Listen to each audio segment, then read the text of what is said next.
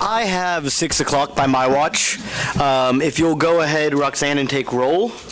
And if we'll all please stand for the Pledge of Allegiance and remain standing for the invocation.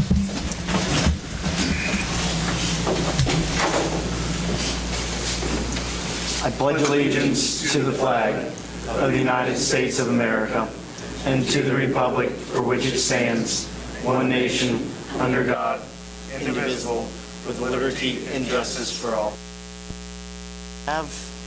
No? Okay. You may be seated. Has council had time to review and approve the agenda? I make a motion that we approve the agenda. I'll second it. Motion at hand is to approve the agenda. It has been seconded. All those in favor show a voting sign. Opposed, same sign. Motion passes. Consent agenda. Has council had time to review the consent agenda? Are we skipping public Oh, comments? public comments, I'm sorry. Persons who wish to address the council regarding items on the agenda may do so. If it is not on the agenda, persons who wish to address the council regarding items not on the agenda or are under the jurisdiction of the city council may do so at this time when called upon by the mayor. Comments on personnel matters and matters pending in the courts or other outside tribunals are not permitted. Speakers are limited to 3 minutes. Do I have any public comments? I have one. I'm If- not sure if it's on the agenda. If you'll please come up to the mic. On this $2 fee that's being put on the bills. That's on the agenda. Okay, That'll come up here Item H, new business. under H, new business. so why are we inconveniencing so many citizens by opting out? Why can't we do, the ones that want to do it, opt in? Because I know my dad's 90, I'm going to have to do the paperwork or the computer work for him. There's a lot of elderly people that, if they don't have somebody to help them, and I just don't think they're going to realize what the $2 is. It's just going to be a given. And I would feel better if it was opt-in. We'll have this discussion coming up here at H. Okay. Please, if you'd like to stay put and comment then, Okay, we'll have that. no problem. Any other public comments? Nothing, Donna? He only lets me talk 3 minutes, and I can't do anything in 3 minutes. Okay. Consent agenda. I have a question. On page 12 of the appropriations, Iola Vision Source, we paid for an eye exam for an employee. Number one, I know that we've talked about this before, that when it's anything to do medical, because of HIPAA violations, we would no longer put that person's name on that list for the consent agenda. So I wanted to bring that up again because we've discussed it before, and that employee's name is on here. And the other thing is, why are we paying for an eye exam? Was it due to an injury at work? And if so, wouldn't that be covered under workman's comp, or why is this happening? Well, I guess I'll make sure that we don't put those names in there again. Without getting into a whole lot of detail on a personnel matter, it wasn't related to an injury. So therefore, shouldn't that employee be responsible for their own? Not in this case. If you would like further details, I can address that outside of open session. Okay. But again, just, we need to remember not to put those names in there. Any other questions or comments about the consent agenda? The American Red Cross facility agreement, did we have that previously? No. Yeah. No big changes or anything like that to it? Okay. I'll make a motion to approve the consent agenda. I would second that motion. There is a motion to approve the consent agenda. It has been seconded. All those in favor, please show a voting sign. Opposed, same sign. Motion passes. We're in line for an executive session, but it's under attorney-client. As our attorney's not here, that would be improper. Why don't we go ahead? Well, Someone just came in. yep. Speak of the devil. All right, we are in line for an attorney-client. I would make a motion that we Read, adjourn. please read Read the as statement. put in the agenda.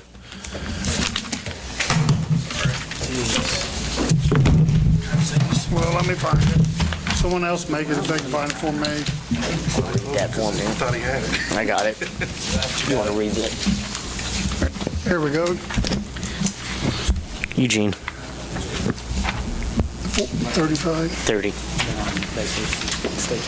I move that the city council recess into executive session for 30 minutes pursuant to attorney-client privileges, KSA 75-4319 B2. The purpose of the executive session is to discuss contractual agreement and shall include the mayor, city council, city administrator, and city attorney.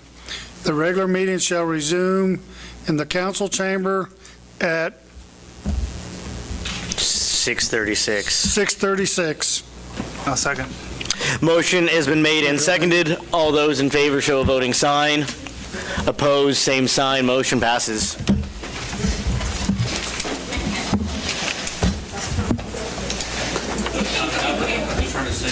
Y'all back in here? Oh, wait a second for Aaron.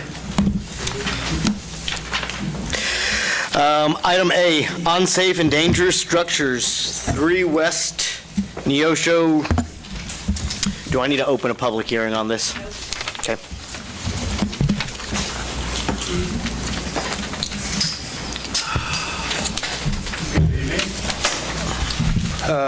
I don't know if any of the councils had a chance to look. I brought some newer pictures tonight.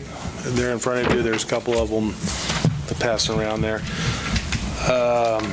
On January 8th, I came before the council asking for a hearing on 3 West Neosho to condemn the property. That hearing was held on February 26th for Resolution 2018-06. At that time, the council chose not to pass the resolution and to give the owners an extra 90 days to make improvements to the property. According to the minutes of that meeting, the owners were to repair the roof, the porch, windows, and the siding on the property, and then give monthly updates to the code office. 3 weeks ago, May 5th, the weekend of May 5th was the first time I saw anything being done to this house.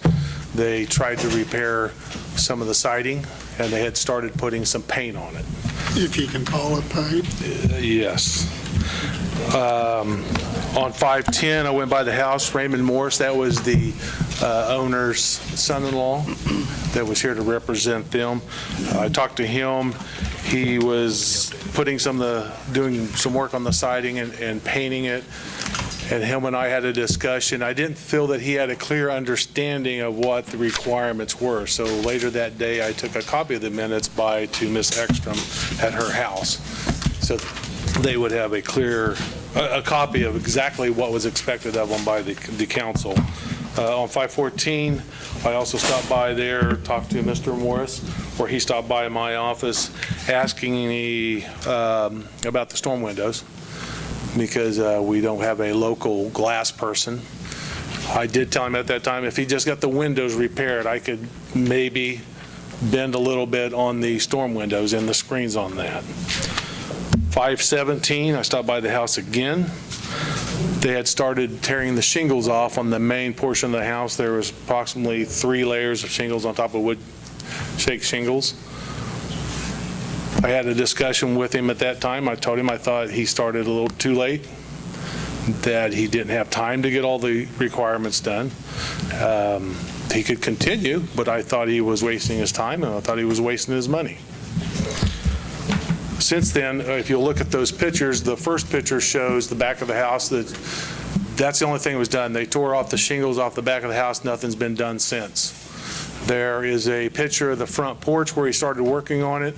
The important thing in that picture is it shows the sill plate and the rim joist completely rotted away. The next picture shows the repair made to the porch. A 2x4 foot down there that's probably 6 foot long with a couple screws on each end. I'd already screwed in 2 because the wood that was there is completely rotted away. There's a picture of the front doorway. I asked him last time I talked to him if I could go inside the house. I have to ask for permission. The gentleman, and he told me, he goes, well, yes and no, because I know you're going to go inside the house, you're going to see stuff you're going to hold against me or against the house. I said, you're exactly right. I wouldn't let me go in either. I did take that picture, and the importance of that picture is you can see a door frame on the inside that literally, from one side to the other, it drops 1.5 inches. What you can't see in that picture is the front stoop. When you step inside the front door, the carpet and the floor literally drops 2 inches. So that tells me the floor joists are shot, which you can see from the picture of the porch that the steel plate, the rim joists, all that stuff is rotten. That's at this house. The last picture on there shows some of the siding that they had repaired, put back up there and slapped some paint on. Some of it's already fallen off. So I'm here before the council tonight asking you to pass Resolution 2018-12, which condemns the property, orders the owners to have the property, the house demolished within the next 30 days. I would like to reintegrate what Greg has said. My daughter lives across from this house, so I'm there darn near daily. And I did not see anyone till about the middle to last week of April even attempting to do anything on this place. And we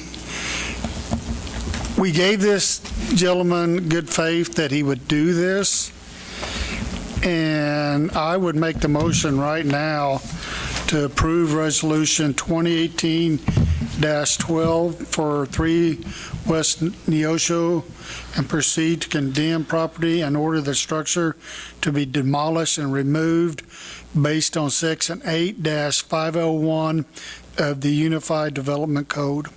I'll second that. There is a motion and a second to air line for a vote. All those in favor of condemning the structure at 3 West Neosho, please show a voting sign. Opposed, same sign. Motion passes. Thank you. Item B. Thank you, Sid? Greg. Mr. Mayor, members of council, we've kind of talked about the water rates several times, and on April 23rd, we did have a vote on ordinance 3481. That final vote tally was 4-3 in favor of approving that ordinance. As we reviewed kind of what needed to happen to pass an ordinance, we realized we needed the majority. So we needed to have at least 5 votes to pass that. And it doesn't matter if we had vacancies or absences. So we're bringing ordinance 3481 back to council. It's based on what we've talked about before. It's the same ordinance. It has the 7.5 increase effective June 1 and 10% increase effective January 1 of 2019. It also anticipates that 2018 bond payment for the water treatment plant was going to be made out of the capital projects fund, and that we still kind of had that third year of a rate increase that we needed to consider for the beginning of 2020. So that's kind of where we stand. If you have any questions. We've talked about this considerably, but I'm going to start into what we've done in the past. And just, when we've talked about things for months, I'm just going to kind of start over here with Aaron and see where we're at, and let's go through this. And then I'll kind of open it back up to discussion amongst ourselves. Yeah, my position hasn't changed since the last vote. Okay, thank you. Unfortunately, I'd like to see something better, 7.5, but I think we are at a point where, we have our backs up against the wall, and my opinion has not changed as well. Eugene? My opinion has stayed the same as the last time. This issue was brought up to the council, my feelings are the same as before. You can't say that. So, Daniel? My position is new. Why can't I say that, John? No, I said Daniel can't say that. So here I am faced with something like this, and before I, in my opinion, would approve to increase anything of this nature, I'm going to need some kind of proof to some showing for me to go ahead and say, hey, we've come through all these things, and this is kind of where we're at. This is what we've come up with. If our back's against the wall, I'm going to need to see something like that in order for me to be for something like that. So that's pretty fair. For me, 7.5, it's compromising to for me, the point of failure. We already know that 7.5, 10, that we're going to be right back here. Our compromise is on the third year. The compromise is on pulling from the other funds to get us there. 7.5, 10 gives us the shot at maybe not doing a raise on the third year. 7.5, 7.5, we basically just cover inflation for 3 years. 2, 2.5, 2.5, it's a 7.5 raise. The rest is inflationary. For me, 7.5, 10, if not 7.5 for 1 year, and let's come back and sit down and we can do this all again in November. My position has not changed, and I'm happy to come back in November and do it again. Yeah, my position has not changed either. I agree. I think this is the compromise here. It's unfortunate none of us want to do it, but my position's still the same. I actually have had a change of heart. I've had numerous phone calls and had people ask me to reconsider this because right now everything seems to keep going up and up and up and up, and gas prices are going up and everybody's being nickeled and dimed to death. And I just think maybe it's a little bit too much too quick. Well, after going over I was gone the last 2 meetings, and after looking at some of the previous meetings, I saw what you guys discussed, but one of the problems that I had was if this department's in the red, why are we moving money into a reserve program and then moving it into the CIP and then borrowing from the CIP to get it out of the red? It just seems, why don't we freeze putting money away and keep it here and keep the percentages down? I guess from my point on that is you've got to pay for the infrastructure. Right now, our infrastructure is 100 years old. Pretend we have only $20 million worth of pipe in the ground. That's an absurdly conservative estimate. You would have to spend basically $400 million a year to replace that pipe in 50 years. That's it. You would have to spend $400,000 a year for 50 years to replace $20 million worth of pipe in the ground, period. If you don't start sending away that $400,000 to start replacing that pipe, you miss a year, okay? You miss 2 years. You miss 10 years. You miss 20 years. The plant's 25 years old the minute we pay it off.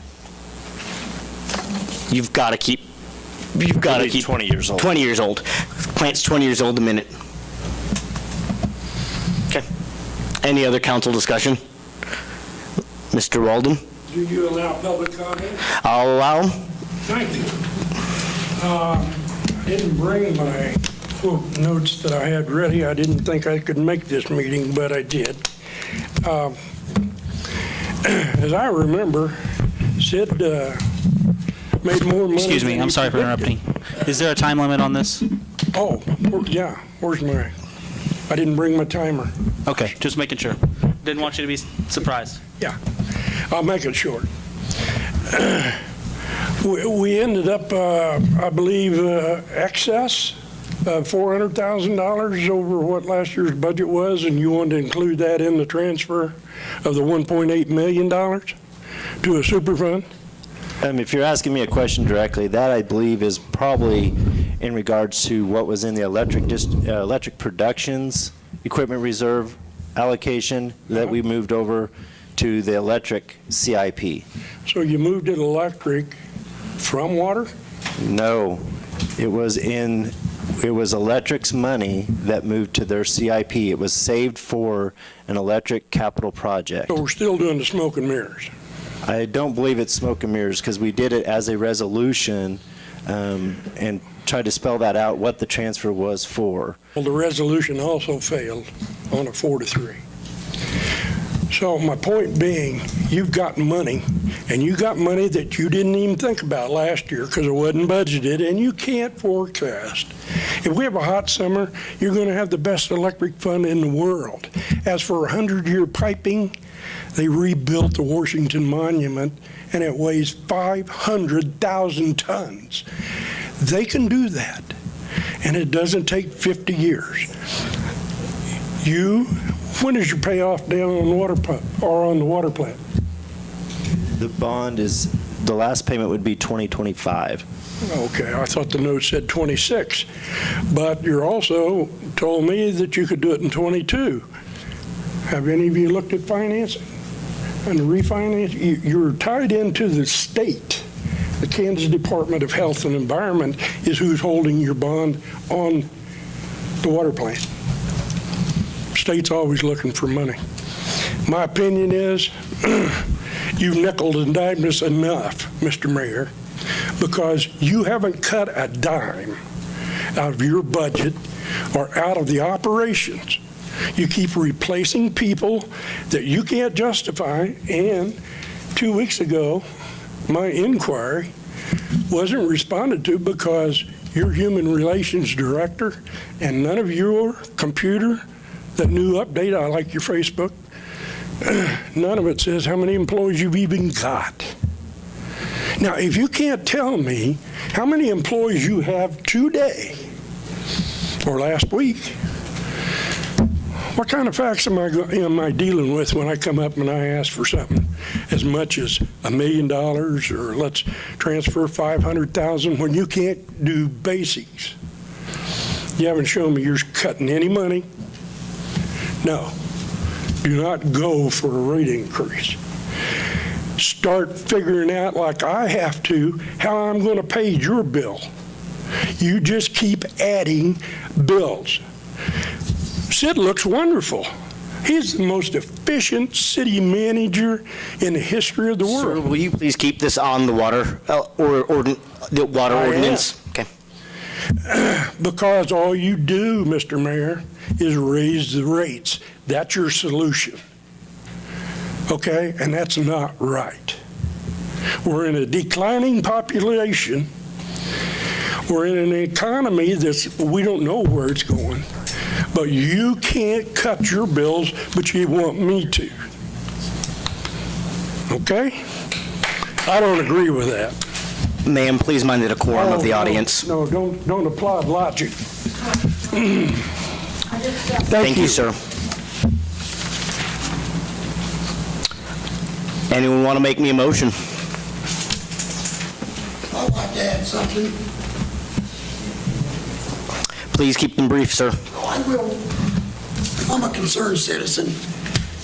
And the way I look at it like this town's getting nothing but retirees. We're living paycheck to paycheck. The increases keep going up. What's going to be next? Electric, gas, water again?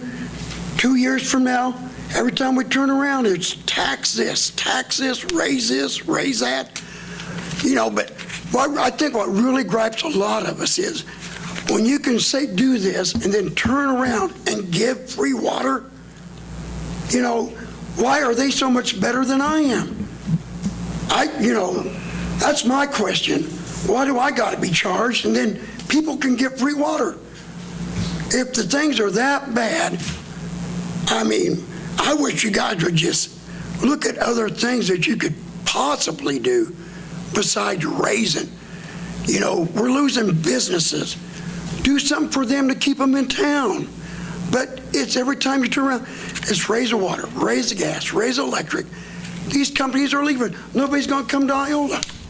But this town is about done. A bunch of us will retire. You know, enough's enough. I'm screaming uncle. You know, I don't come here at all, but tonight I had to. Thank you, sir. Okay. Someone want to make me a motion?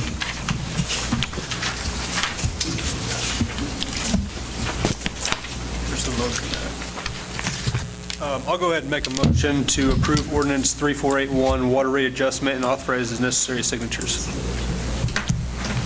I'll second that. There is a motion and a second to approve ordinance 3481, authorize the necessary signatures. All those in favor show a voting sign. Opposed, same sign. Motion fails. Gentlemen, this will make budgeting difficult. I need you all to start making some difficult decisions. Remember, $50,000 is what we lose on the pool every year. We're not in line for that anymore. And I guess we will come back with some recommended slashes to the water budget, which will probably include the $200,000 transfer to the general fund, which then we'll have to talk about what we're going to do in the general fund side of things at the next meeting. This is, we're trying to do what council has set up before as far as funding the general fund, and we're going to have to make tough decisions now. We've made a tough decision here. It's going to mean more tough decisions. Item C, water rate bond repayment. And this is a moot point because, sorry. Can we state for the record that the resolution is different than the ordinance? Yes. So on parliamentary order, that's fine, we can call it on order.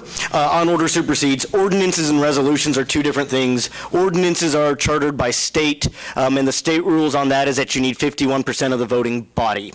That is regardless of who's present or absent.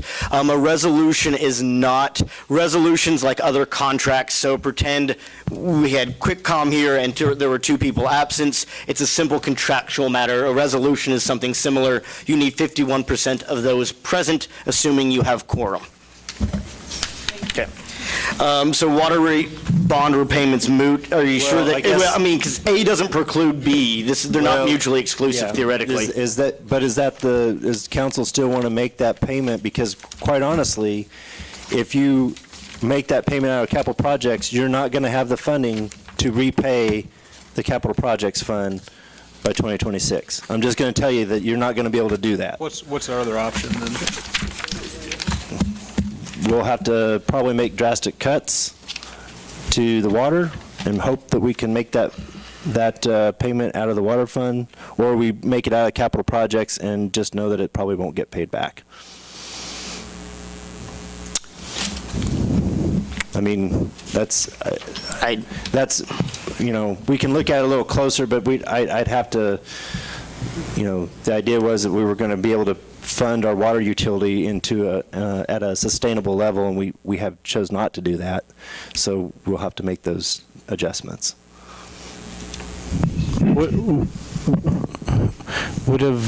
It sounded like that there would have been support for a 7.5% increase for a single year, or a 7.5 and a 7.5. Am I understanding the consensus correctly? This would be to the nays. I guess I just feel like we need to revisit all of it, and we need to revisit our budget, and we need to see what we can cut and what kind of increase we can do without really putting people in a bind. So you're opposed to any increase at all? Not any increase at all, but until we... With the information we have currently, you're opposed to any increase? Until we look at the budget closely? Yes. Mark? Ron? Yeah. You won't have the votes. I don't need, I'm not looking for votes. Well, I mean, I'm saying at 7.5 even. From what I can tell, that even the 1 year 7.5. But we're out of order at this point. Let's move on. City bond rate repayment, it's technically on here. Anybody wish to table this? Anybody wish to vote on this? I make the motion that we table this Indefinitely. indefinitely. Second. Motion on hand is to table indefinitely. It has been seconded. All those in favor show a voting sign. Opposed, same sign. Motion passes. Farm City Days.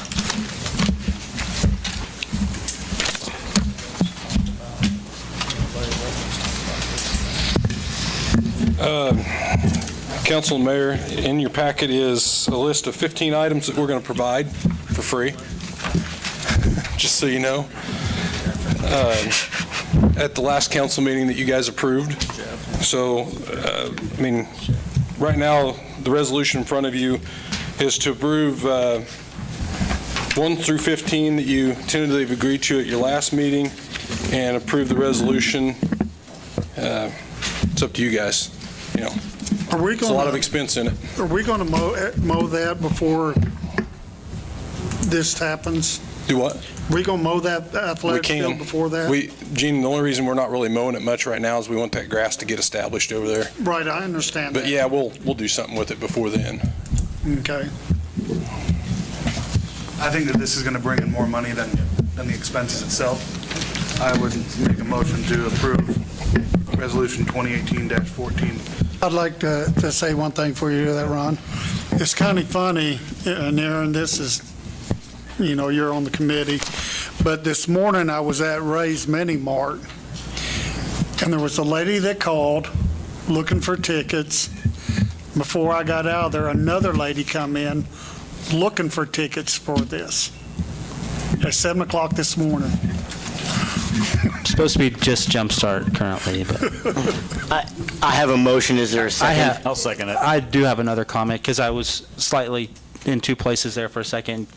Corey, you mentioned there'd be a lot of expense involved in this. Is that what you? Well, there's hours of work, and that's putting transformers up and things that we could be doing other city work, Aaron. Right, yeah. I mean, it's no different than anything else. It costs us time and money. Is there a figure on that we've put to? No, sir, I did not put a figure on it. I can if you really want one. I mean, I'd like to know it. There's a motion and a second on hand, though. All those in favor of approving Resolution 2018-14 right now, please, 14, please show a voting sign.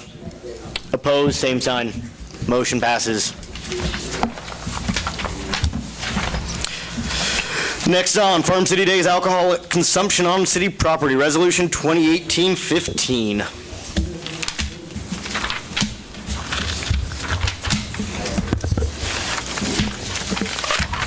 Anyone presenting this, or are we just going to vote on it? Make a motion on it? You gonna go for it? I do have one question, I'm sorry, I didn't get with Aaron. The dotted line between the beer garden and VIP and the stage, was there a reason there was a dotted line? Not as it pertains to the beer garden. That'll all be beer garden. And only 21 will be allowed in those areas? Correct. Okay. That's all I had, I'm sorry, I hadn't. So the beer garden and VIP is the same area? The dotted line actually separates where there will not be any alcohol on that left side. Oh, okay. So I'm sorry, I misspoke. The orange smaller rectangle is VIP, non-alcohol. Okay. The large rectangle going straight down with that dotted line is alcohol. Okay. Are there any extra insurance that we're going to have? Is this covered by Farm City Days insurance? We take out our own policy. Yes. And they'll list the city of Iola as an insured, correct? You have to because you're on our property. I can. Yeah. It doesn't cost them any extra for that. Did I make a motion on this yet? No. Almost made the motion. Sorry, Ron, I didn't mean to interrupt you too much. Anything else before I'll make a motion to approve Resolution 2018-15, allowing the consumption of alcoholic liquor in the designated area only at the Davis Athletic Field for the Farm City Days Summer Concert Series event in accordance with KSA 41-2645E from 4 p.m. to 11:30 p.m. on July 14th, 2018. Second that. Motion has been made and seconded. All those in favor to approve Resolution 2018-15, please show a voting sign. Opposed, same sign. Okay. Minus one. Aaron, did you abstain? No, I voted yes. Okay. What kind of beer are you serving? Item C, chip and seal.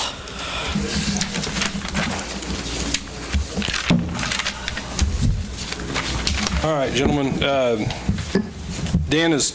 we took bids for the annual chip seal. We're doing the southeast quadrant this year.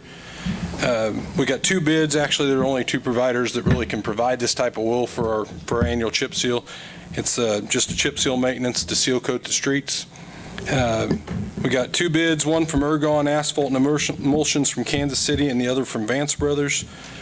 We're looking for the council approval to award the bid to Ergon for approximately 45,000 gallons of emulsion oil for the annual chip seal road project. Questions, concerns?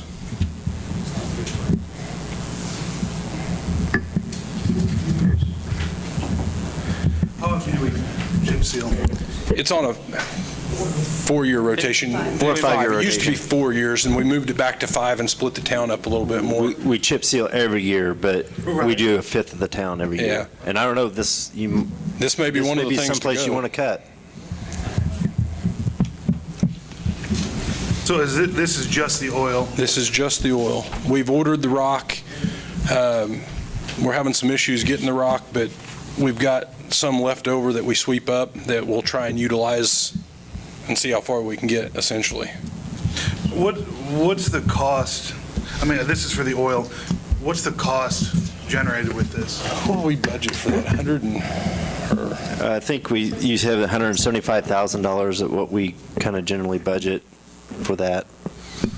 And that's total. I mean, that's figuring the rock, the oil, patching material that we'll use, because we'll do some patching and some ditch work also in that quadrant while we're there for drainage.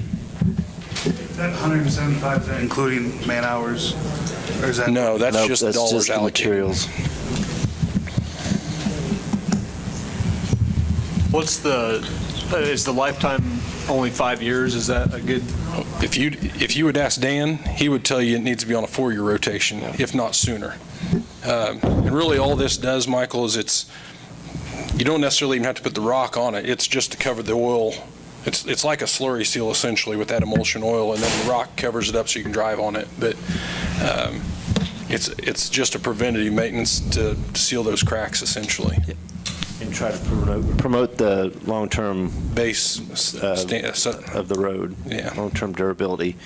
Because if you don't do anything maintenance-wise other than just crack fill and patch holes, it's gonna go down. Yeah, you go start downhill. losing that base. We have what decent little there streets is. here because we do this. This was something that was on a 4-year cycle, and I believe last year, 2 years, we extended it to 5 years as an expense management measure. So for those of you who aren't aware of that. Did we compare with other cities on what they're doing year-wise? Yeah, I don't know. I know in the county, Humboldt and a few of them, I think the smaller communities have the county chip seal it. I think they pay for the materials. This would not be a program I would cut, I can tell you. You'll lose the streets and you'll have a lot bigger problem later than what you have with this now, the cost. But I'm not considering wanting to cut it, but if there's other towns that are doing a 6-year program that they're maintaining their base and everything else, I wouldn't be opposed to looking and seeing if other cities are doing that.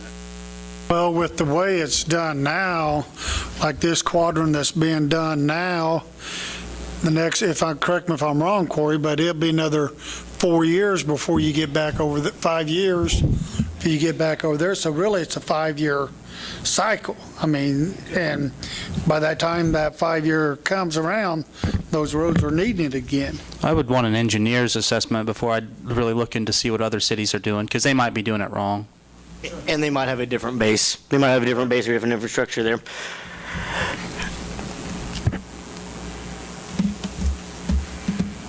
Someone want to make me a motion?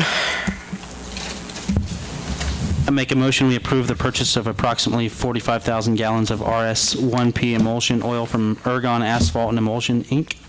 I second. Motion has been made and seconded. All those in favor show me a voting sign. Opposed, same sign. Motion passes. Convention and tourism. I have a question on this one. Tom Ellis to produce renderings for a large-scale public art installation to be erected at the US 169 turnoff. We're giving him $1,500 for this. What is this art installation and how much is that going to cost and where are those funds coming from and who is he doing this for? It just seems really out there to me. I'm sorry. I know. He's supposedly making one for the city of Iola at the intersection of 169 and at the beginning of Iola. But this is just a rendering for Correct. $1,500. How Correct. much is the art installation going to cost? We don't know, and it doesn't mean that the Convention and Tourism Fund is going to support it in any way. Well, it seems to me like that money could go someplace else instead of to this then. Well, in the committee, the committee discussed it, and we discussed it, and he, I'd rather presented. see it go to the Veterans Day Parade Committee or to the Veterans Day wall that they're trying to raise money to fix. That to me seems a little bit more important than whatever this is, since we don't even really know. I was going to ask a question, but if... No, that's fine. I was gonna have you, just, if it's on here, you all go, and then we'll... that's fine. The Fearless Fred, that's the new one, correct? We're already having air conditioning problems with it? Do you want to address that, Donna? The air conditioning? Yeah. Whoever, if you want to talk to Fearless Fred. I'll talk about it. Which one are you wanting to know? The Fearless Fred. The air conditioner. Fearless Fred. When we bought this trolley, last year, I told the council, I told the tourism we needed money. We got zero. And they said, next year, we'll give you some to buy a trolley.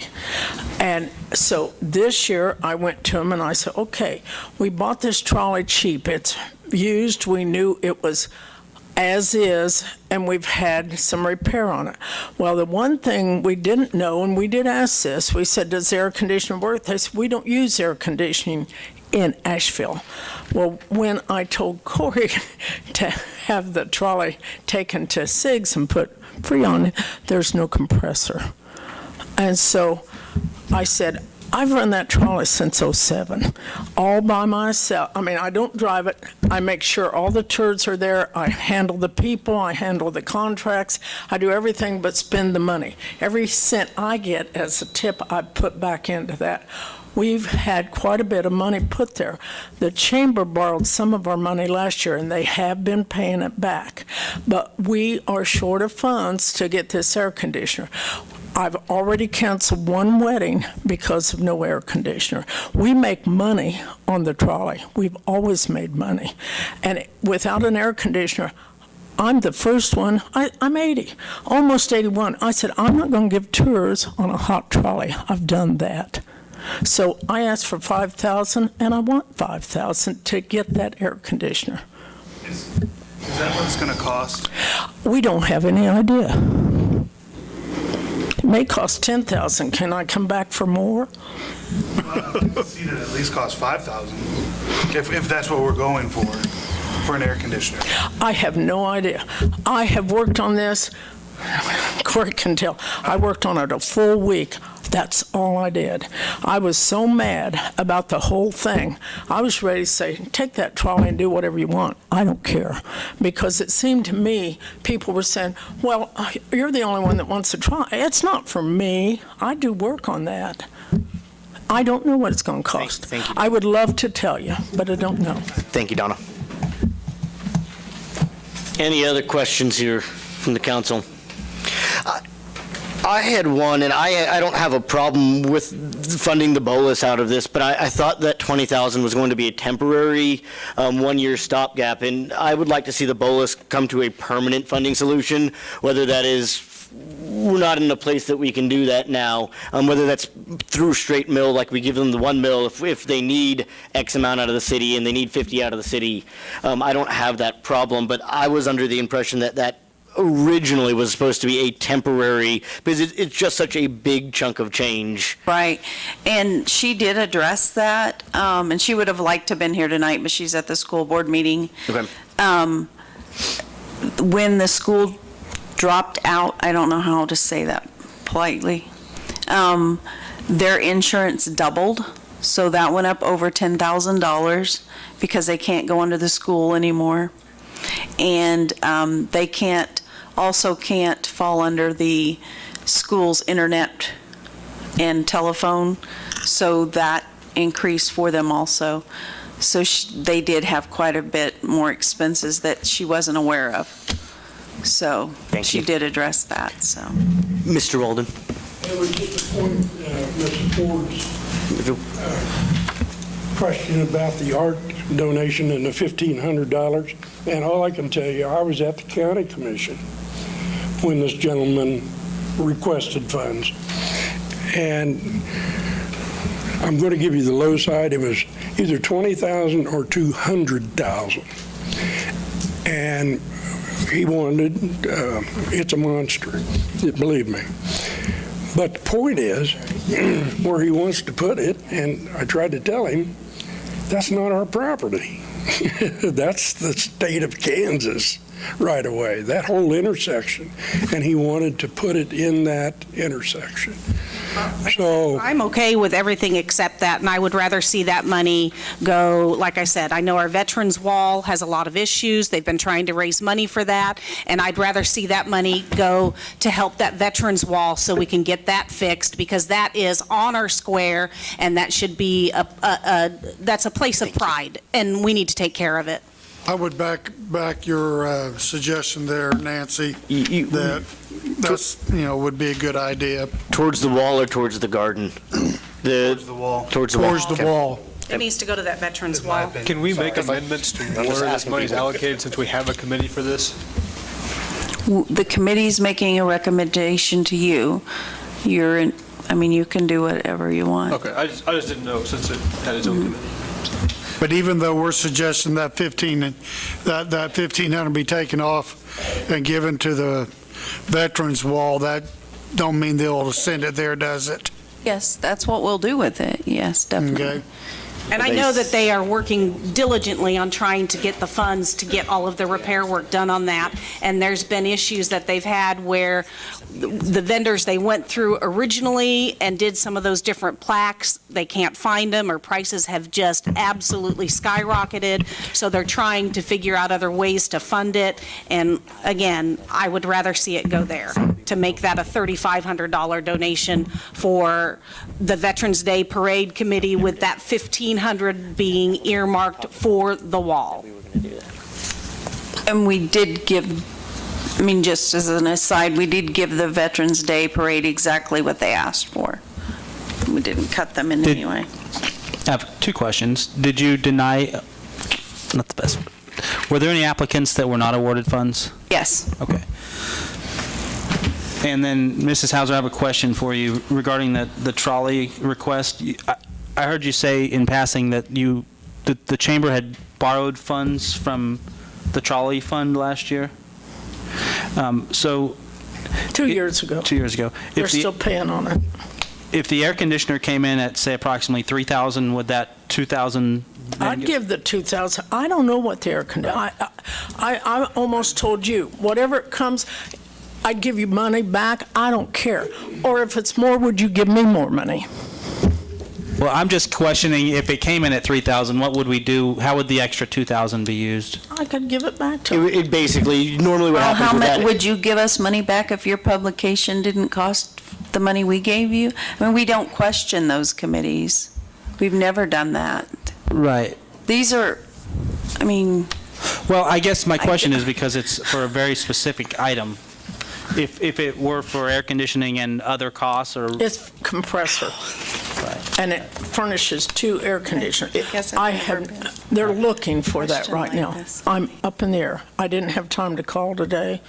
And I'm it not does sure say though. some other maintenance the way items that as it well. reads. So it would be Okay, for any okay. repairs and general maintenance. Donna, if you were to find $3,000 for the, the air conditioner, you could probably use the other 2 elsewhere, I assume, on the trolley? I think it's How are gonna the be- tires, how are the brakes, how are the oil changes? If you had extra, you could find a place to use that on the trolley. It needs the maintenance. Oh, yes. Okay, there we go. Yeah, that's my only question. And then the other, I'm not concerned with the $5,000, so don't misunderstand me. I'm just wondering if that's the only thing that had to be done. And then if the Veterans Committee asked for $2,000 and were awarded $2,000, and if it were the council's decision to not award the $1,500 to Mr. Ellis, I would rather, my opinion would be that we see that that's given to maybe a group that was not awarded, instead of giving the Veterans Committee more than they had ever asked for. That was solely for their parade. That's what they come to it for, is for that parade, not knowing, maybe not knowing or not thinking that they could possibly ask for more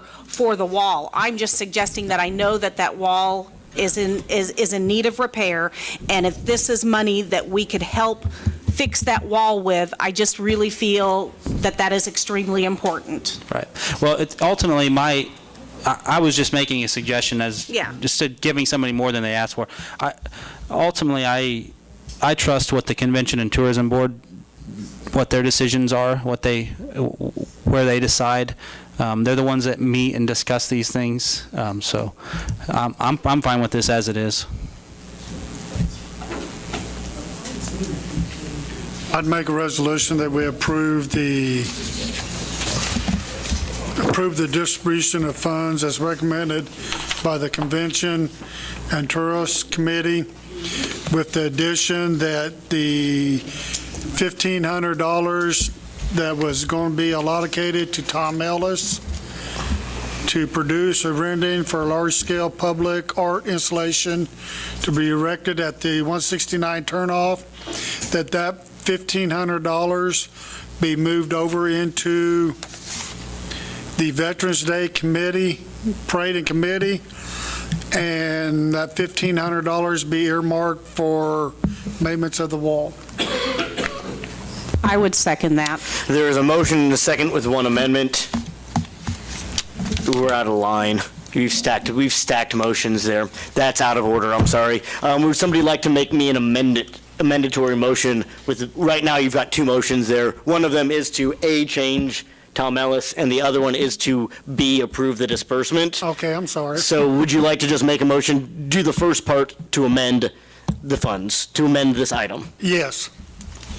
So, the motion at hand, and Nancy, I'll ask you to second it. The motion at hand is to remove the funding from Tom Ellis and place that in the Veterans Day Pride Committee for the funding of the wall. Do you second that as an amendment? Yes, as an amendment. I Okay. still second that. All those in favor, please show a voting sign. Opposed, same sign. Motion passes. Is it Ron, Mike, and, okay. And Aaron. On Mike and Aaron. I voted yes. You voted yes. Okay. Sorry about that. Now, would you like to make me a motion? Ron, Mike, and Aaron. Yes, I would like to make a motion that $1,500. No, just disperse the funds now. Just disperse the funds. As amended. As amended. That's the motion. Do I get a second? I will second that motion as well. Okay, the motion is to disperse the funds as amended. All those in favor, please show a voting sign. Opposed, same sign. Motion passes. Cereal malt beverage. Okay. This is the gentleman at the old Shannon Building, I guess, on the corner from us. Do you guys know where I'm at? Yeah, but do we know what's happening there? He has asked me not to divulge that information yet. But we're supposed to approve something. Well, Do you know? I do know. Yes. Did he follow the proper protocol to get this paperwork done? Has he done everything he needs to get this paperwork done? Yes. Is he well within the city's ordinances and general protocol to get this done? Yes. Okay. He has passed fire inspection and police inspection. Corner of Jackson and. The old shirt shop. Yes. Sorry, I went back too far. I forget how young y'all are. Hey, I remember that. Well, I know. Is there a motion here? I'll make a motion to approve the CMB applicant as specified. I'll second it. Motion at hand is to approve the CMB as specified. All those in favor show a voting sign. Opposed, same sign. Opposed. It's a cereal malt beverage that he Oh, can serve sorry, here. I apologize. Are you still opposed? It's 3.2 beer versus alcohol. Finally, gentlemen, quick calm. Thank you for waiting. Come on up. Quick calm. Still awake, Zach? Approve ordinance 3482. Yes, never mind. I'll ask you later. Basically, the staff, city attorney, we've all looked at this franchise agreement. We've worked with QuickCom on the details of it, and it's, I think they're comfortable with it as it's stated. It basically gives them the ability to use our right-of-way as they build out a network facilities in Iola.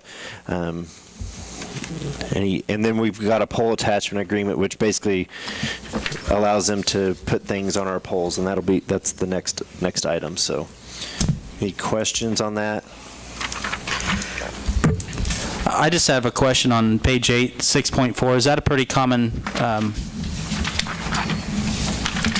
contractual piece there? Limitation of JMZ's liability? I believe assume so. that the attorneys approved The attorneys this. looked at it, we've looked at it, and it'll be, I think there's a statement like that in the pole attachment agreement as well, so it's just. Just we trust our attorneys. Anyone got a motion for me? Yep. Make a motion to approve ordinance number 3482, franchise agreement with JMZ Corporation QuickCom, and authorize the necessary signatures. I'd second that motion. Motion is made and seconded to approve ordinance 3482. All those in favor show a voting sign. Opposed, same sign. Motion passes. Item G, QuickCom poll agreement. Almost out of letters here. Basically, staff and the city attorney have looked at this, reviewed it. I got a question, are they all this long? And this is not untypical of a pole attachment agreement. They're lengthy and wordy, but yes, and we're comfortable with it. This is basically kind of what they had proposed to us, so stand for any questions. Now, is this per pole they attach to, or is this just covers all the poles? Per pole, per year. Per So pole it's per year. $7.50 per pole per year. So are they going to notify us of the poles they use, or are we going to have to go out and count them? It's stated in there. I think what we'll probably end up having kind of an initial inventory of that, and then as they go in and say they build something out, that permit will have a number on it, and it'll be kind of both of us keeping track of that. And then I think it's that we're not even supposed to have to invoice you. Correct. And that they will send that payment. We'll have to kind of double check that, but.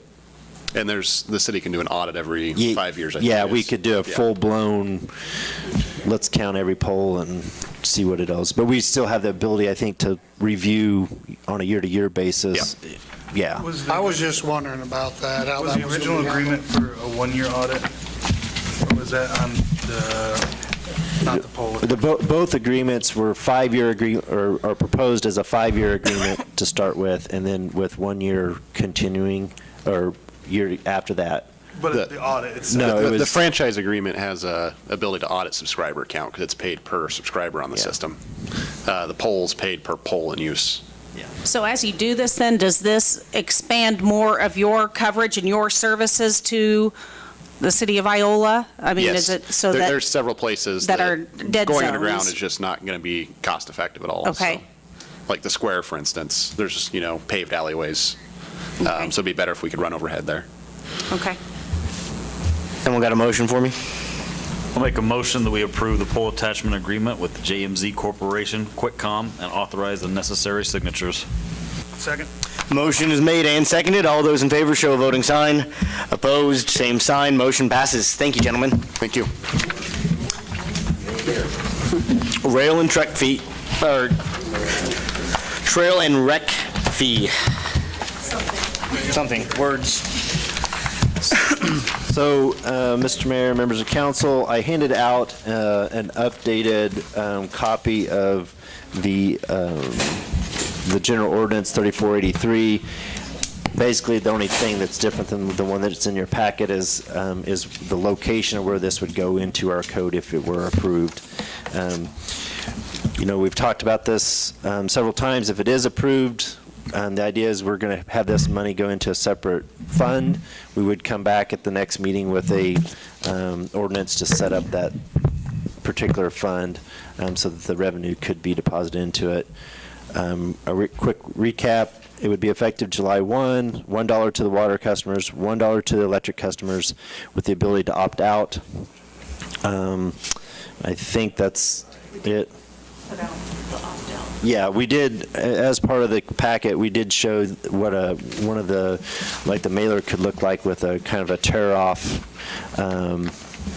opt-out thing. It would still need to be brought into City Hall, but it's right there, it would have their address on it, they could sign it. Now, if they were a landlord, we'd still want them to come in because they would need to list all their properties that were connected to the account. Theoretically, somebody could mail it back in too, is that correct? Print this offline and then mail it back in? Yes. Same way they do with their bill? Yeah. I think, as I was driving down here tonight, I was looking at all the kids that were out on the baseball fields and in the pool and on the bike course and everywhere else. And that, as I don't want to raise any taxes, but I am for this because you can opt out. I think it's going to generate some money, and I feel that this is something that we should do to help. If this keeps 1 or 2 kids off drugs and out of trouble, that helps me sleep at night. And that I just wanted to make sure that if this was not an opt-in or an opt-out, that it was mandatory, I would not be for it at all. But I am. What other discussion we got here, gentlemen, ladies? I would just rather see it as an opt-in, and also I would rather see the people that pay both water and electric services, if they choose to just do $1 on one of their services, to have that option as well. Because if you've got some people that just have electric, or some people that are just paying our water, they're only paying $1. So, why can't we break it up? And if somebody thinks, okay, they can afford $1 a month extra, give them that opportunity instead of the $2. And I'm really for the opt-in, or to make it, I just think we need to make it as simple as possible. And I think we had somebody already bring that up, that for your older people, it is going to be more difficult and it will be confusing. And I don't know how many of you have had to deal with elderly people or elderly parents, but it's difficult. So, and we need to make it as easy as possible for these people, and not just, they're not going to understand, and they're going to just figure it's something they've got to pay, and they're going to pay it. Why do you think elderly people are so easily scammed? They don't get it. So, I just know that it would be something that if my mother were still alive, she'd be calling me all concerned and worried and, upset. So I think we have to consider that. Anyone else? Ma'am, I'll let you speak first here in a second, but if you'll give me a second, I'm going to have them, and then I know you've been waiting to speak on this issue. I have a comment just to kind of circle back around on the water funds that we talked about earlier. Am I correct in saying that there are transfers that come from the water fund to the recreational fund?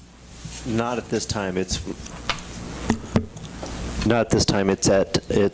the funds, I think, that go to rec are from the gas and the electric, and we have done wastewater in the past. Is that correct? Basically because the water fund wasn't adequate. Doesn't have enough money to support itself, let alone try to do other transfers. Okay. So I guess my point doesn't change too much. I see this, and I understand the comments from our guest and Nancy and some. I've had nobody approach me, but just what I've heard on the council. I understand the opt-in versus opt-out dilemma and the confusion that could be there, but when we're looking for ways to keep things nice and fun things without mandatory water rate increases, to me this seems like a good option because it can generate $50,000 or $60,000 a year, and nobody is being forced to pay it. I understand that there might be some challenges with getting a form torn off and mailed back in, but to me the benefits outweigh the cost on that. And if this mailer is sent to the same place with their bill, it should be received. If it's sent with their bill, it should be received. If we make this Iola logo a lot smaller and the opt-out portion on the mailer a lot larger, I'm not really following where there would be confusion from anyone as far as understanding what it's for. And I use my grandma as a reference a lot because I have a lot of respect for her.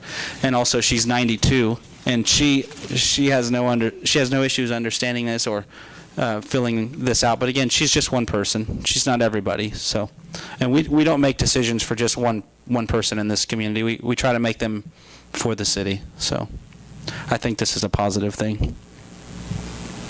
Ma'am, I know you've been waiting patiently. If you'd like to come address the council, please. Thank you.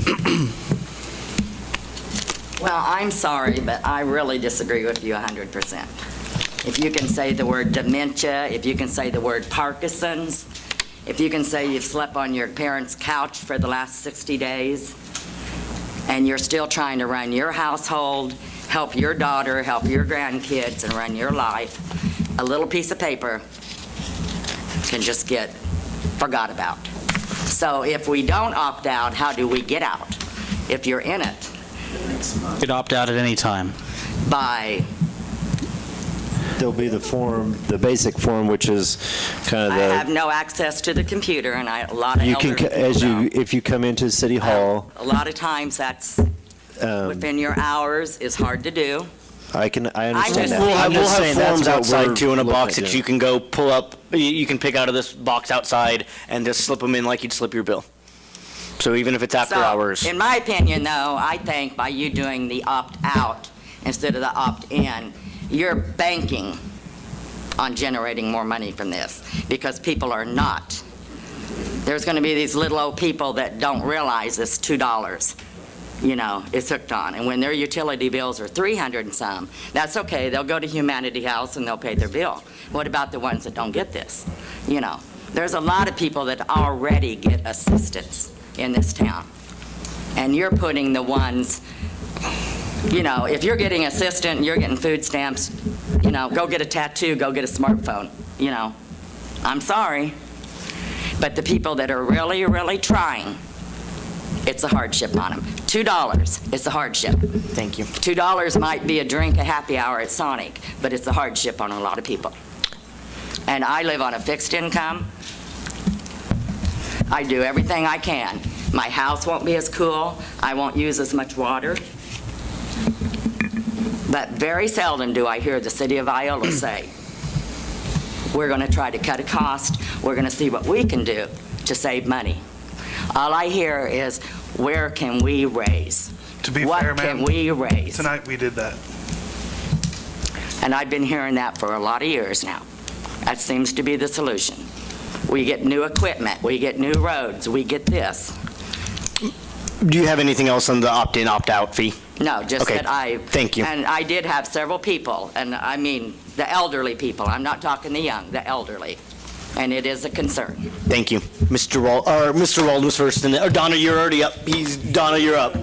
No, you're right. Okay.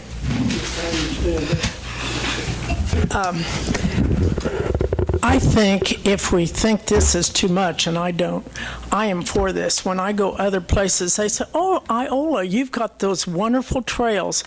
Now, if I went along, and I go every night on my bike on that trail, if I went and saw a bunch of water and a bunch of trash, I would be nervous because I am one of these older people you're talking about. I would be nervous about going. Our parks are so clean and so nice. They're really nice.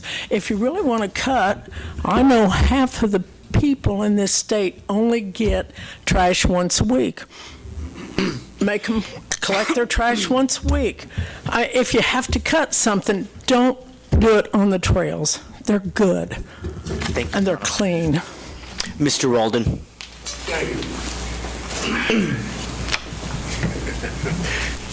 Donna, the only problem is we didn't build the trails.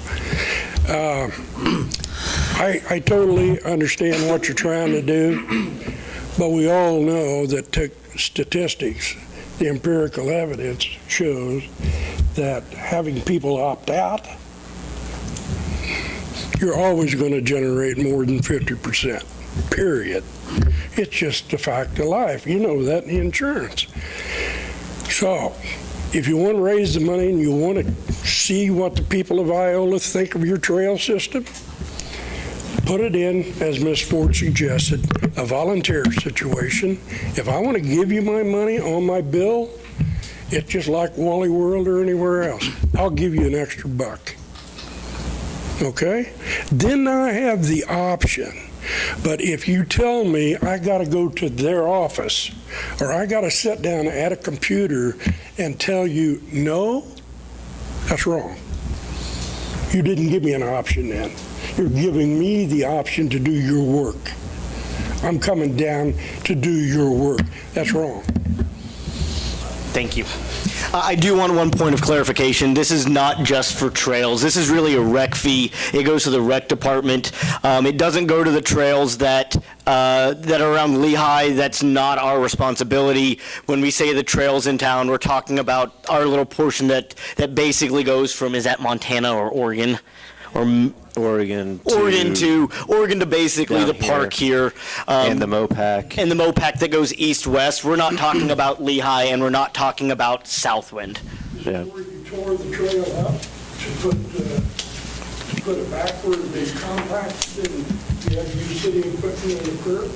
That's the portion that's in city limits. We're not talking about, but I want to make clear for the paper and the people at home, we're not talking about Lehigh. That is the new area that goes around Elks Lake on the Iola Industries land, and we're not talking about what's called the Southwind Trail, which basically starts at this southern edge of town. We're talking about the portion only within our city limits, and we're really talking about the recreation department largely. And it's the idea, at least as proposed, is that it is for kind of capital projects and large maintenance projects. It's not for the shortfall that we see in recreation every year, and the need for transfers into that. It is more for project type Big projects, things that we're not funding, such as pool lining. Yep. Correct? Or if you've been out to the ball fields, there's no money for the ball fields, but they definitely need some big project money. Sir, did you wish to speak as well? Correct me if I'm wrong, but several years ago, it's been a lot, I used to coach down here, and we had sponsors that bought the shirts and this and that. Then when I got out coaching, the deal would come out just before school was out. For $10, you had to pay if your son or daughter wanted to play a summer sport. Do they still have that? Yes. We charge Okay, so where's that money going for? It goes to fund the recreation department. Largely that And goes pay into for things the pool. like those referees and umpires aren't necessarily volunteer. They pay $10, $20 a game to umpire? And I know a lot of coaches, like we did it, we paid for it out of our own pocket. I mean, it was nothing to whip out a $20 bill and give the guy the, that's why, and maybe my solution to the rail trail is put up the pay boxes or let them go to City Hall and buy a permit to get on the trail. There's a better way of doing things. I don't think we can do that legally with the agreement we've signed. They used to have a, It's for the northern part that's not in our, with the way that we signed the agreement with the KDH. and didn't the state of Kansas, isn't this in with the state of Kansas too? They installed the trail at their cost, but Okay. part of the agreement is that we had to maintain it within our city limits.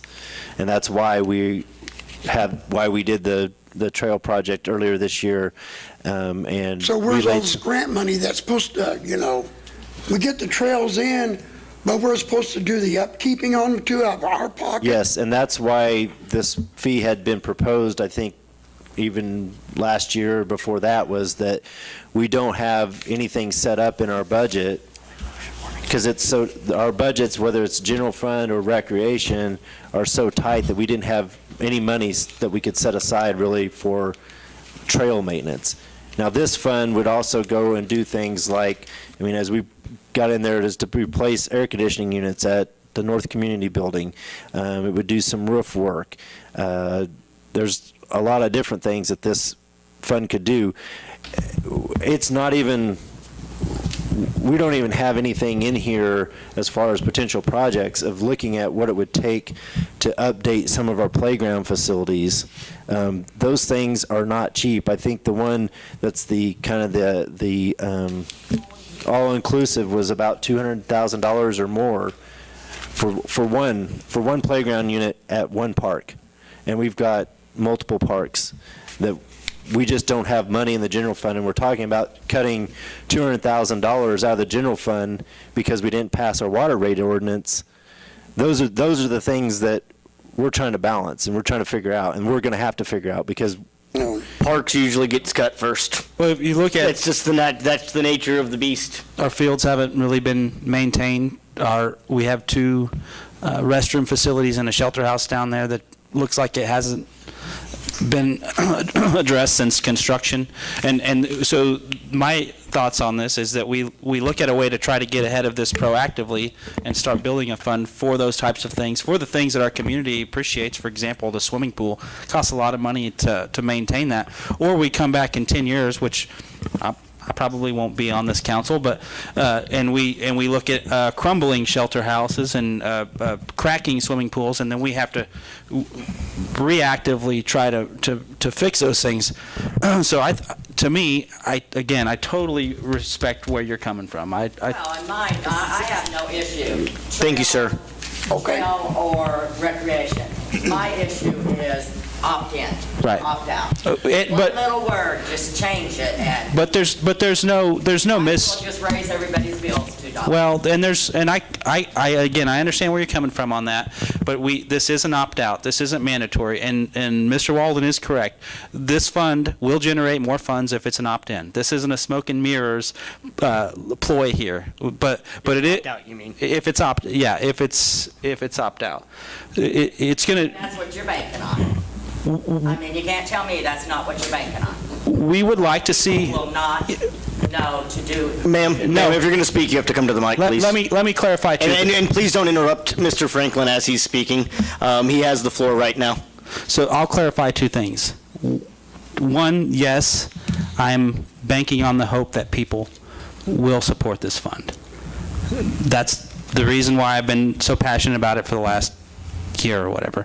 Two, I'm absolutely, unequivocally not banking on duping people.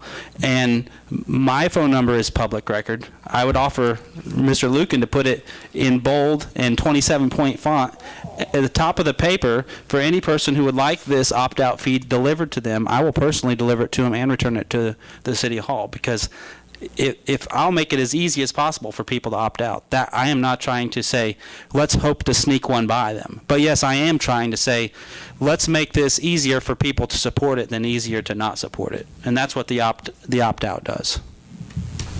I completely understand where you're coming from. And let's think back to the first impressions meeting when everybody came to this town, and the very first thing that everybody had to say was about our trails and our parks and everything else. Those are things that people are seeing and noticing, and we need to be able to support it somehow. This is an optional way that citizens can help support this way. I understand that some people aren't going to see it for 2 or 3 months, and I'm sorry, but it's on your bill, and it's there. But it's not like this just came up one night and we said, oh, let's do it. This has been a long time. Mr. Franklin, would you like to make me a motion? Does anybody else have any? I think we've discussed this. I think we've heard both sides. I would make a motion to approve ordinance 3483, park recreation trail fee, and authorize the necessary signatures, and put my phone number in there. I'll second that. There's a motion and a second to approve ordinance 3483. All those in favor show a voting sign. Opposed? Motion fails.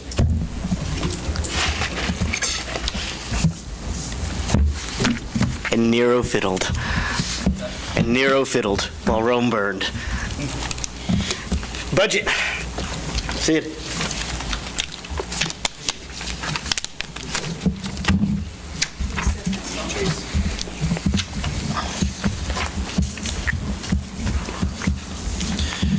So So basically, I know that budget time is upon us. I kind of spelled out how we kind of did it last year, where staff went through, looked at the budget, made our recommendations, brought that kind of a draft budget to council. We had I think 2 standalone budget workshops on that. Then we talked about it one other time at a regular council meeting, and then had it and incorporated all those changes and had that prepared for approval in August. We'd look to do the same sort of thing, but I know we've had this conversation about cutting, and we've just tonight passed or did not fail to pass a water rate increase that is dramatically going to affect the budget conversation moving forward. So I guess I need direction as staff prepares the draft budget on what the target is. Let's define what those cuts are. Does that mean that we want to maintain the same mill levy? Does that mean that we want to, and I'm talking more general fund right now, that we want to maintain the same revenue? Because depending on what the valuation does, which we don't have that number in front of us tonight, do you want to try to keep the same revenue from our property tax estimate going forward into 2019, or do you want to keep the same mill levy, or what does that mean? Is there's particular places that, hey, I want to cut this program, I think we really need to evaluate this program? Do you want to further reduce transfers from our utilities in the other utilities? Because all that plays into what happens in the general fund. And so I can go back to my office and I can talk with all the department heads and we can come up with a budget, but if it's not going to meet your target cut, then it's going to be hard. It's going to take more time for us to work through this, and I guess I just want to have a good place of where we need to be for council to be comfortable. I would like to see a 10% cut in the overall budget. And is that across the board? Overall, the whole budget, everything, 10%. The problem with cutting that is that a large portion of our budget is things that we buy and then turn around, and those are fixed costs. Like, you can't just cut 10% out of the electric generation because they're not operating on a 10% profit margin, or if they are, it's a very narrow margin. You can't cut. If you do that, you're going to start selling energy at less than what you are buying it at. I'm not saying just 10% out of the electric, or 10% out of the water, or 10% out of the parks. I'm saying the whole budget. You want a $3 million cut wherever we can find $3 million worth of cuts. I would like to see a 10% overall cut in the budget. And I guess philosophy-wise, to help us understand. Wherever we can cut money. What would you like to get rid of? Wherever we can save. I wasn't on the last budget. I would have to see last year's budget in front of me. You have that in front of you. If you had the 2018 budget, you would have the 2017 budget there. I do not have no budgets. Aaron? I think we've got the cart before the horse as far as taking suggestions on how this is to be done. My opinion is that we should have a budget seminar. I know Mr. Middleton was just here when we did the last one. Mr. Matthews knew, Mr. Ballard's new, Mr. Peters is new. Before we could just start grasping at things that we think we can cut and making 10% guesses about what we can and can't do, we don't have a clue until we sit down and you educate us on where our money comes from and where it goes, and we look at it with a fine-tooth comb, and then we can start making educated statements about what's realistic. And then if we make reasonable cuts and it's still not enough, then we come back to some of these things we put off tonight. But just saying where should we cut it without having the basis or foundation of understanding with how the budget works and where things are going, I think we're a little bit ahead of ourselves there. But we've already approved not to do we failed to pass a water rate ordinance tonight, which implemented a cut without understanding the full impacts of that. Well, I think being new, like if you wanted some kind of direction, I mean, like I think saying like 10% across the board, yeah, that's not reasonable. I understand that, but I think we're going to have to be aggressive with the cuts, And that would be my suggestion. I think we're going to have to be aggressive with the cuts just to balance this year. If you want to get more aggressive and actually start shrinking, you're talking next year, you're going to get aggressive this year just to balance it. And I don't know if you can get much more aggressive before you start talking really serious service cuts. So maybe it is 1 day a week. Trash service. Trash service. You really want to remove $3 million.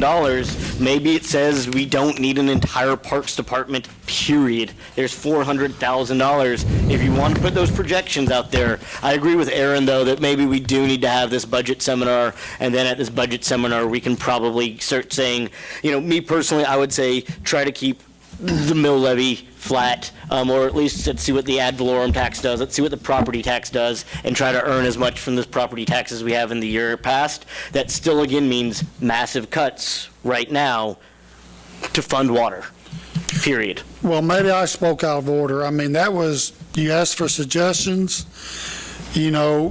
The last time I was on the city council, before Mr. Sig took over, I asked for a 5% cut in the budget when they started the process, and I don't remember what happened. They asked for suggestions. I made a suggestion, and, I'm just making a suggestion now. I would like to see that we strongly start looking at attrition rates when we're doing retirements. I think we're really going to have to start looking at personnel, how many personnel we have with the city. And secondly, I would really like to look at being very aggressive on cutting our budget, or our vehicle cost of buying new vehicles.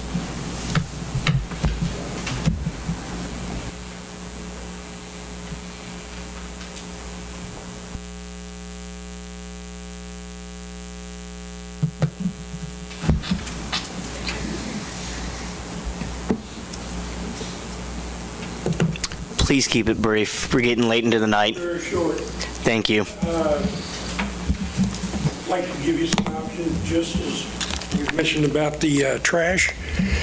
Possibly you don't even want to go to once a week trash. A friend of mine lived in Washington, D.C. They get their trash picked up once a week. That's Washington, D.C. That's the national capital. Maybe we don't need to be our own trash collectors. Contract. Maybe they're cheaper when you put the pencil to it. All of you need to be aware that the ambulance department is probably going to end up with the county. It'll be a cooperative effort between you and the county, but it's there, and it's in the process, and it's in the minds. Your police department. Nothing says they can't be sheriffs. Then you don't have that burden. And it works. It works, believe me. No municipal courts, because you don't have a police department. It all goes to the county. And the money goes to the state. So it's not an issue of generating cash. The reorganization, you definitely need to look. You've got too many department heads and assistants. Okay? And believe me, going back to the other issue, I grew up with that swimming pool and the 50 or 25-foot tower. So I know what we used to face up to and get our knuckles skinned. I'm all for your recreation department, but everybody knows it's not a money maker. It's a loser, and it always will be. That's why you provide it. Nobody makes any money off the ball field or anything else. That's a service. That's a city. That's your function. So we're going to lose some money in some areas, and I'm not saying we can't make money. My question to Mr. Myrick was, he wanted a 10% cut, and I'm not sure I understand that, because you have a 30-plus million budget.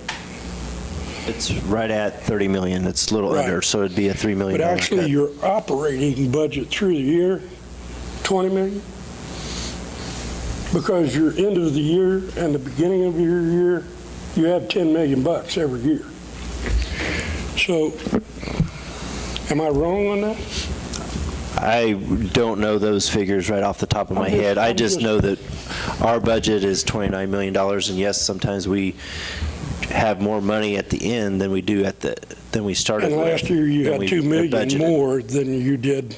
That was across several funds. Largely, those are set aside for capital improvements. I agree, if we want to sit here and put $0 towards any future repairs or any future infrastructure, then we can do that. But again, like I said, Nero fiddles while Rome burns. Yeah. It'll be somebody else's problem in 5 years, because we'll all probably be kicked off this council pretty quick. What looks like fiscally responsible this year is fiscally irresponsible 5, 10, or 15 years down the road. I'm just going to be honest with you. The reason why we're struggling with our water plant and our water utility is because 15 years ago, they didn't make the tough decision to start raising the rates then. So, Sid, let me get this, because you're asking for our opinions on where we need to cut, and you're the one that deals with the budget every day. So where can you find cuts at? I think it's going to be difficult, but I want to know what that target is. Because honestly, if the target is 10%, we'll bring you a budget back that shows 10% cut. And I'm going to tell you, here's what you're losing, and I'm going to rattle those off. I don't think that 10% is realistic. 10%'s extreme. I think that maybe we could be around like the $300,000 to $500,000 range. I don't think that's unrealistic. And I guess I would rather look, the idea is trying to build an organization that is innovative and works on efficiency. And trying to cut today or at budget time, I don't know that really gets you to that type of an organization. I think you want to build that culture, and that's what I would hope to do, is build a culture that we are looking for innovative ways that we can be more efficient, that we can reduce costs. But I think if you really sat down and we kind of had questions about on the water rates, well, I need to understand this better. I didn't see anybody come in my office, well, except the mayor did, on the water rates. I can sit down with you and explain to you how I interpret what I see on our numbers. Now, we can argue whether or not I know what I'm doing or whatever. That's purely up for opinion. But come in and let's have a conversation about this. But I think if you really get to looking at our budget, I think 2 or 3 years ago, they backed everything off because they didn't have the money, and we're still at that same level, and now we're talking about going down even more. And I think that's where I think you're going to lose programs, and you're going to have to make decisions. Do you want to continue mosquito spraying? Do you want to continue doing a 5-year cycle on your chip seal? Or do you want to move it to 6 or 7 years and then hope the heck that your roads don't fall apart in 10 years and you're facing millions of dollars worth of repairs? Those are the tough decisions. You've got to think about everything in the long term. You thinking about it in this year or next year, that's not what this council is supposed to be doing. You're supposed to be trying to set this community up for the next 20, 30, 50 years. You've got to think about the next generations down the road, because if you don't, they're going to be in an even worse spot moving forward when they get in your seat. So that's me on my soapbox, philosophically speaking. But that's where I feel like we're at. Option is to raise taxes and raise rates, and rather than make concessions within a city. How many employees do we have in the city right now? I believe 105 full-time equivalents right now, and that we've got some we've got part-timers that we just hired for the summer. But How long? Well, besides the part-timer, how many more have we gained over the last 10 years? Because the population has. I think that's a catch-22, because you're saying you merge EMS and you merge countywide EMS. You're asking a loaded question there. Yeah, you gained a lot of technical employees, but you also gained $1 million in revenue to pay for those employees, theoretically. It cost us $2.5 million. That's with fire as well. It still costs $2.5 million. Okay. Hold on. Persons out of my department in the last 6 years. Yeah, I know that, I think if we wanted to parade the department heads in here, I think every one of them would talk about times when they had more staff than what they have now. Now, I think if we want to look at that, I think, that's a place that we might be able to find some efficiencies. But we're talking about, my thought is, maybe there's one or two somewhere throughout the whole organization, and you're talking $50,000 worth of savings, and that's So can we put a hiring freeze on for a while until we look at what's going on? I mean, I think if all of the departments are If you good do with a, what they've got right if you do a now- hiring freeze with EMS and they lose 2 employees, you can't hiring freeze that department. and I Your goal guess- is to keep building them. I guess, if that's something that council, we've kind of talked about staffing here and there, but we haven't really got down to it. I mean, if that is something that council wants us to look hard at, I think we need from the staff, and I'm talking about Corey and myself and HR, we need that formal motion, something formal from council directing us to look at that. And I would also recommend that we would probably look at hiring a outside party to help us look at that so that we can be more objective in that, because That I also think defeats there's. the purpose, though, because then you're spending money to Well, to cut money. okay, but I mean, we just think about the personnel policy approval that we did, and we had department heads talking to council members concerned about all kinds of things, and now you want me to go prying into their business about what they need and when they need it and why they need it. Now, I'm fine with doing that, but I want this council to support me in doing that. Does that make sense? I think I'd like to maybe just say that I don't know that this council is against rates and rate increases. I think this council, speaking for myself and reading other people, want to feel that we've looked at everything when we make decisions. So if we have a budget, it's due in August, so I'm assuming that we're going to be discussing the budget here pretty soon. So if we begin these budget discussions and we have these seminars and we look at every single thing that Ron thinks we can reduce staff, and Ron thinks, and Aaron thinks we can quit spending so much on vehicles, and somebody thinks we don't need the swimming pool, and we look at this budget as critically as possible, and you demonstrate to us, for example, Roxanne, I didn't know that you guys have reduced staff by 1.5 people over the last 6 years. There's probably a lot of examples that I don't know about. The one, I mentioned earlier that we did stretch the chip and seal out 5 years because I'm trying to demonstrate to the community that there are things that have been done that we're trying to be efficient. There are probably a lot of things that have been done that we don't know about, that if we see the whole picture and we look at this over the next 2 months and we say, well, golly gee, we do need a 25% water rate increase. Most of us, at least if we feel like we've got everything that we need to know to make that decision, we still probably won't like making the decision, but we'll understand that we've done what we could to keep the city as efficient as possible. And then when we have Mr. Walden here telling us we're spending his money and raising his rates, at least we've been thorough about what we've tried to do. And I would like to go back to the water rate, because I felt like we had a lot of conversation about the need, why it was there. And I guess from my standpoint, I'm not sure what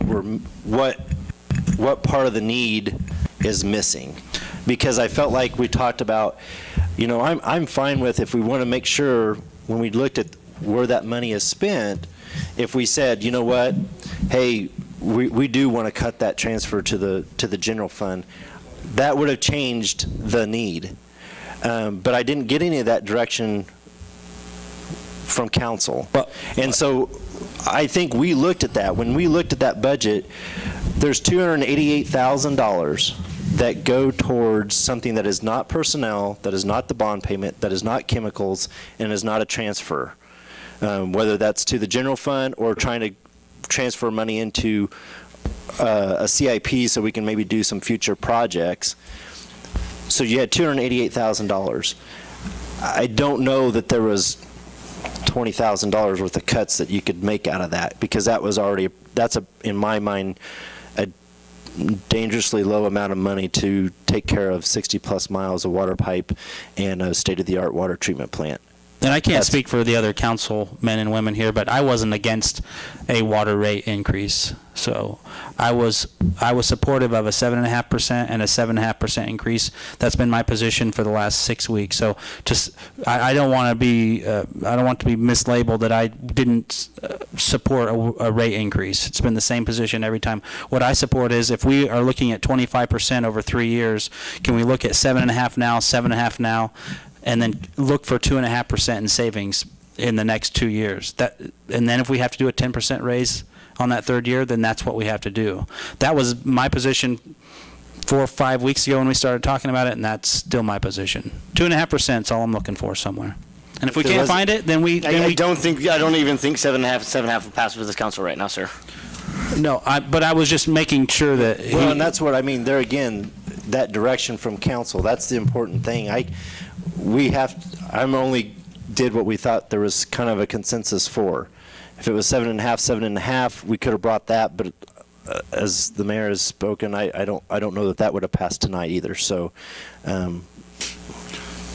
think something that I think something that might help out in the future is, we keep talking about the CIP, and we're just saying projects down the road, but we're not given a list of, let's look at, this needs to be done in a scheduled 10 years from now, and this is the estimated cost. I want to see broken down what next year, what 4 things are we doing next year? What are our costs, and what can we maybe push off a year, 2 years, and make it, instead of a 10-year program, a 12 or 13-year program? those are in the CIP that we passed in the 2018 budget. Now, those are things, and we talked about with the water rates, we're looking at, I think we were looking at an aggressive schedule of $500,000 into the CIP each year to fund the projects that we kind of had outlined. We knew that we were going to try to do this water and wastewater master plan, and that would help shape what that CIP looked like.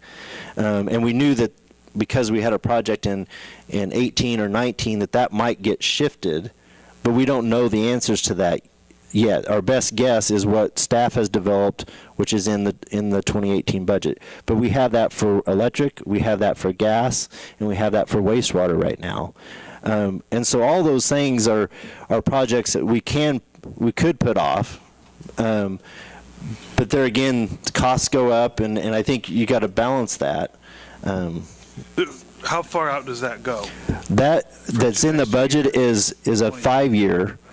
What we've done as a staff level, we've done a 10-year. We just did a 5-year just so that, because those 6 through 10-year projects are out there, and at this time, because we don't have a good master planning project done in any of these utilities, those 6 to 10-year projects are just kind of a wild guess on, okay, we do think we're going to need a line replacement here, or we're going to need this sort of upgrade here. So we've just included a 5-year in what we did in the budget. And what we're trying to do with the master plan is kind of look at a 10-year project set, but potentially then, there's also kind of this 20-year window. What's that 10 to 20 year? What kind of things might we need to be thinking about in that range as well? But right now, it's just 5-year that's shown in there. But we know that that's just our best guess until we get a master planning done. I think we're spinning our wheels here a little bit, and no longer getting constructive. The only kind of consensus that I have been able, and council can correct me here, is that they'd like a budgetary meeting specifically for some of these new guys. Is that about the only consensus that I've found? Am I misstating anybody at this? I'm in agreement with you on that. You can speak, Mr. Walden. The only But thing I would just, please come to the mic, please. the only thing I disagree about your budget meeting, the last budget quote roundup you had out at the college, That was strategic planning, sir. Strategic planning. The only two people that were there outside of this council happen to be the strategic planning people for Thrive and Iola Industries mentioned in your records. And it amazed me that after that planning session, somehow you generated $400,000 to buy 80 acres to cover. I'm not sure. That's not- Our strategic planning out of this year, there was a representative that was, who works for Thrive, who is in charge of the economic development program. I'm talking about 2017. Oh, well, I thought you said this year, which is 2018. I'm sorry. At 2017, we didn't even have quorum. That was led by Carla Nemechek. And Right. K-State. And Research K-State, Extension. and I think the paper was there as well. Yeah. When we do have strategic plannings, or anytime there's a public meeting or a special meeting, we send out those emails to everyone that's on our list, and we don't keep them, I mean, they're open to the public, and they'll continue to be open to the public. If you'd like to come to strategic planning, we'll invite you. And I don't mean to be negative, but you guys have an excellent resource, and I don't think you use them, and that's your department heads. I know the Berkeley Courier recycles vehicles. Basically takes the ones your other departments doesn't like, puts a new engine in them, reworks the engines. You can do this. Each of those departments can do this. It's not as hard as you think. You just spent $200,000 for an electric truck the last month, approved it. But in the minutes, it says that electric truck still met all the qualifications. Thank you. Point. Now that we've got your consensus for the... Okay, do we want to have just a budget meeting? What does that look like? Is that just something that's, I mean, if we got enough new people that we'd have a quorum, but is that just something that you want to do as a side meeting? And Just like you did last year, I think, the same setup. Okay. Remember what we did? That's what we were, I mean, we would do that. That's still what I'm looking at doing, but I guess when we did that, we started with a draft budget that the department, that we had developed, staff had developed. And I guess that's where I was looking for some direction tonight. Would you like to start with the 2018, because... A review of the 2018, and... Because that's where we're obviously going to be making... Yeah, we'll have to bring... Or even 2017, we'll have to because we bring- know that budget's completed, so we know the actual numbers out of 2017. We'll have to bring some 2018 ideas for 2018 budget. Because Yeah, we're going to have to 'cause make those cuts I don't know, this year. right now, we'll have to, I guess, the direction that we have, or I guess, do we even know where we need to take the water bond payment from? I mean, what's the consensus on that? Do we want to take it out of capital projects and figure out if we're going to pay it back or not?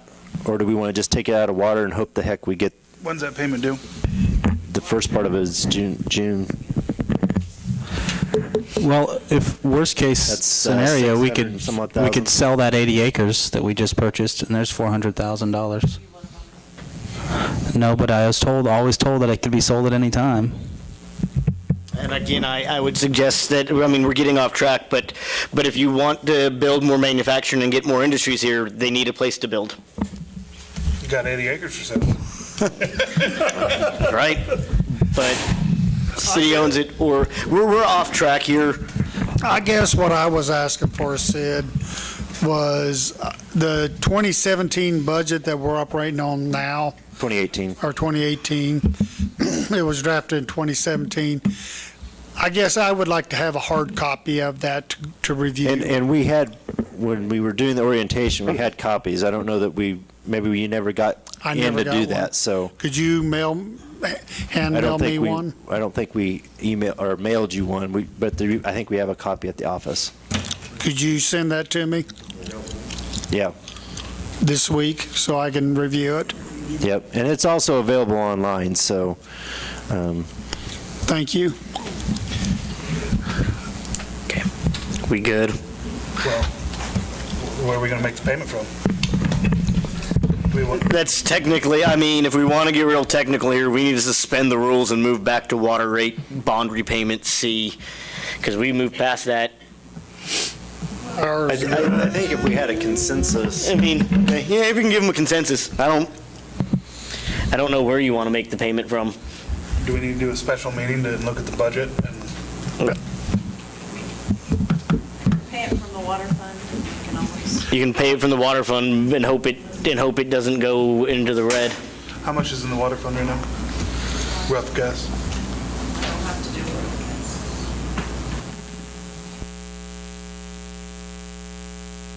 it. And the payment is? 600 And when's that due? next couple of weeks. So we can take some transfers out of the CIP? We transferred $59,000. Well, but the CIP last meeting, we transferred, what, 550,000? But you're now robbing. No. The water fund was only $59,000 that we transferred out of its equipment reserve to pay for. You're getting a real dangerous game where you're now robbing the electric department to make a payment for water. The water. I would not recommend that. That's the problem you're in now, and that's the reason. If the only option we have is taking it out of the capital projects fund, then that's the only option we have, which would be the balance of what we have in the black, all right? And that equipment reserve is slated for equipment. Some of that's general fund equipment, some of that's electrical equipment, some of that's And that's gas specific, equipment. it's been set aside for specific things. Yes. The capital projects isn't. Well, it was set aside, that money was set aside that we transferred out was to work on the water tower, which we need to paint next year, which is about $100,000. But if we don't do the water rate at this, The capital project. right. Yeah, that $59,000 set aside for next year's water. Oh. The sales tax fund. Correct. It's called the capital projects fund, right? Okay. I thought you were talking about the water CIP. No. That's the 1.8 million you just transferred. That's scheduled for electrical generation. I mean, we can pay the entire thing if you guys don't want generators, or if you guys, next time the EPA comes down and says, you need to put Wartzillas and you need to put catalytic converters on there. I mean, at that point, if we don't have the money there, we'll just sell to Westar, and then Westar will raise your rates every year. And they'll take all the profit, and they won't invest anything in the town. You know what the rates are down in Humboldt through Westar? They're more than they are here. So the taxes, they're worse than here. You know why Humboldt's mill levy's 80 and ours is 40? We have Thank you, energy departments. That's your whole sole reasons. Yep.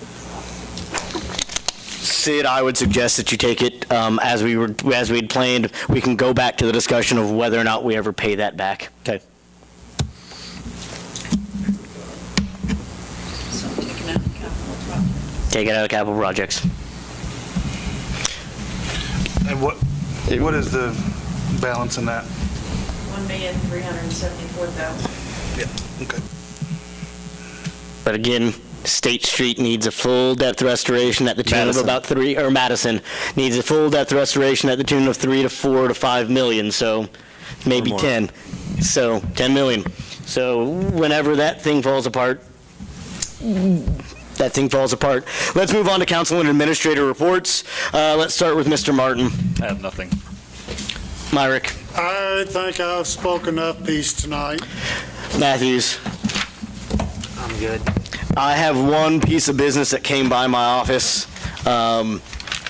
Russ Beth with the reserves, National Guard. Is he reserves or guard? Guard. He's the guard. With the guard contacted me, and unfortunately, we didn't have time to get it onto the agenda. In the past, we've given 150 to 200 passes out to the guard families so that they can swim at the pool. This won't be approved till the next meeting. Unfortunately, I think they need them by June 10th. And our next meeting is officially Do they need them by June 10th, or do they Yeah, need the approval? I think that's when normally they're in August, but I think this year they've moved up their meeting to June. That's their family picnic. That's their family picnic and doing all of that. In the past, we've always given their families free swim passes. It's not really losing money to the city because the pool's already open that day. If I can get a little bit of consensus to go ahead and give those kids and their families for the guard the ability to swim. I would support that wholeheartedly. Yes, okay. I'll make sure to let him know. You guys will officially approve it on June 11th. I think that's the day after they've gone in.